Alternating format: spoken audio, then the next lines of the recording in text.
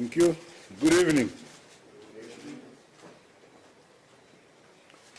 The death early this morning in Singapore of the founder of our nation and iconic leader of our struggle for national liberation, Comrade Robert Mugabe, leaves a big void in our nation.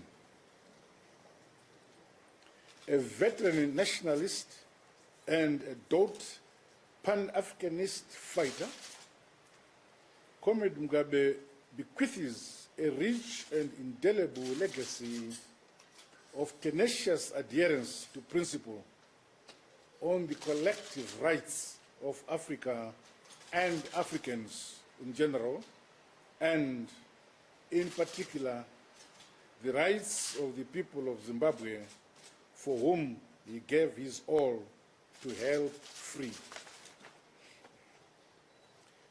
In his life and political career, met and melded key phases, moods and shifts in the story of our national struggle and the quest for freedom and statehood, including the tragedies,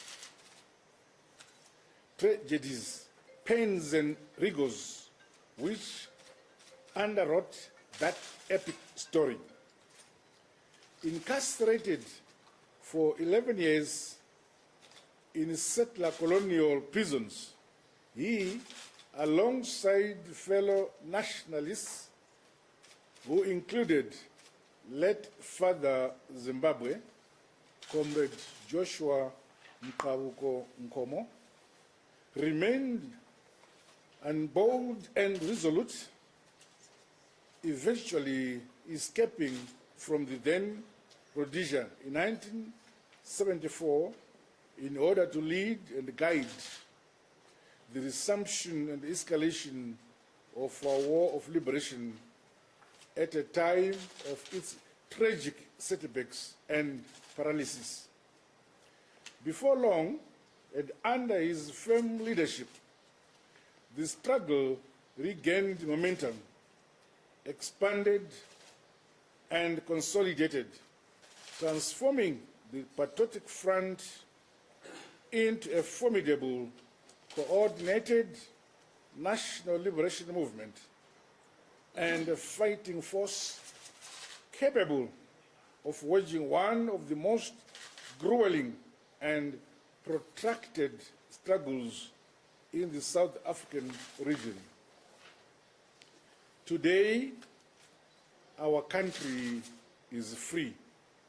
It has been since 1980, thanks to the sacrifices of a generation of dedicated veteran nationalists and freedom fighters, predating the 1960s, who included the late Comrade Mugabe.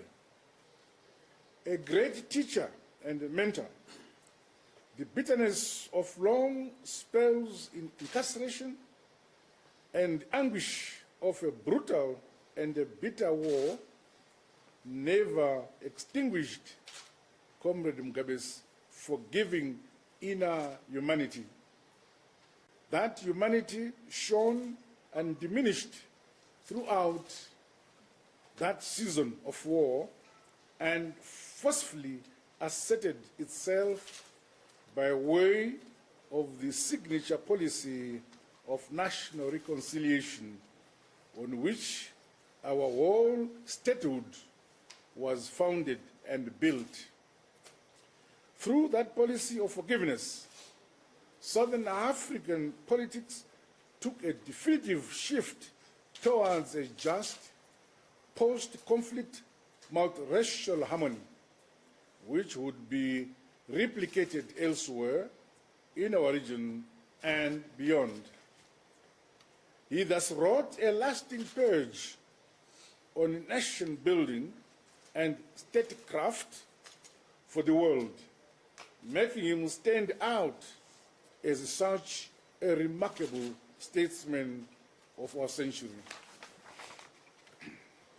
Apart from landmark post-independence transformations in areas of rights, education, social services for the hitherto marginalized black Zimbabweans, the late departed icon will be eternally remembered and honored for the bold and historic land reform program which he undertook. Through this program, indigenous Zimbabweans regained their long-denied land rights to complete their sovereignty. For that, he was especially vilified, shunned, and punished by those who stood to lose from an end to colonial rights and from a just reassertion of African rights. With characteristic defiance, he stood firm and undaunted, resolutely pressing on with the land reform program to completion, all against formidable odds, which included punitive sanctions and other reprisals that followed, and which still dog us to this day. Today, Zimbabwe's land question itself a principal grievance of our struggle stands fully and irrevocably addressed and resolved. History will remember him for this bold move. As we mourn the passing on of our commander, liberator, founder, and leader, we remain determined to carry forward the transformation he so fervently desired, including protecting and defending the gains of the struggle for which he made huge sacrifices. On the bedrock and the solid foundation of the First Republic, which he molded as its leader, we today recover and grow our economy, brick by brick, until his lifelong vision of an empowered people is realized. On behalf of our nation, that of my family, and on my own behalf, I wish to express my deepest heartfelt condolences to the Mugabe family, to my Grace Mugabe, and the children especially, on this their saddest loss. My Mugabe stood by her husband to the very end, thus imparting to our nation a lasting lesson on devout love and care. For that, we deeply thank her as we join her in the grief of loss and bereavement, which is also ours to feel and bear.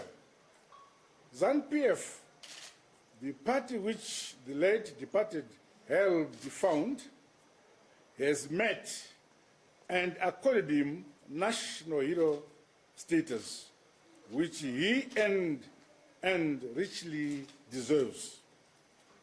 Let me also register the gratitude of government and our entire nation to the government and people of the Republic of Singapore for the unmatched hospitality and medical care they extended to our leader up to the very end. In particular, we are most grateful to the team of medical experts and support staff which cared for him with such great diligence, dedication, and compassion. They did all they could up to the very end. As we await the arrival of the remains of our dear departed icon, we pray that the good Lord grant him mercies, putting his dear soul to eternal rest. We as Zimbabweans declare days of mourning for our leader until he is buried. I thank you.